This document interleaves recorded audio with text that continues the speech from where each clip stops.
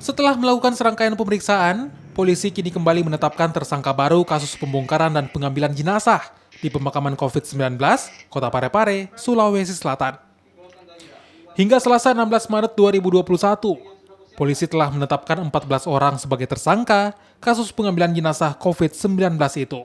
Dari hasil penyelidikan, para tersangka melakukan pengambilan jenazah di pemakaman khusus COVID-19 pada malam hari.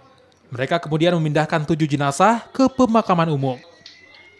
4 jenazah dimakamkan kembali ke pekuburan Sari Minyak di Kelurahan Lompoe, Kecamatan Bacukiki, Parepare. Sedangkan 3 jenazah lainnya dikubur di Abeswange, Kecamatan Supa, Kabupaten Pindrang. Kendati telah ditetapkan sebagai tersangka, namun polisi tidak menahan para pelaku dan diminta wajib lapor. Dari 2 TKP ini, penyidik sudah melakukan pemeriksaan dan berhasil ditetapkan sebanyak 14 tersangka dari 2 TKP ini yang terlibat dalam pemindahan pembongkaran korban COVID di Kota Parepare.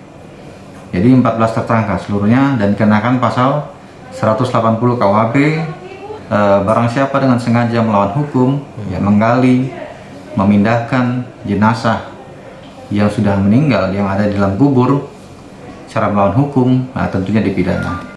Selain mengamankan pelaku, polisi juga telah menyita sejumlah barang bukti seperti plastik pembungkus jenazah, kayu nisan, hingga skop, dan 1 buah cangkul. Arif Tirtana, Kompas TV, Makassar, Sulawesi Selatan.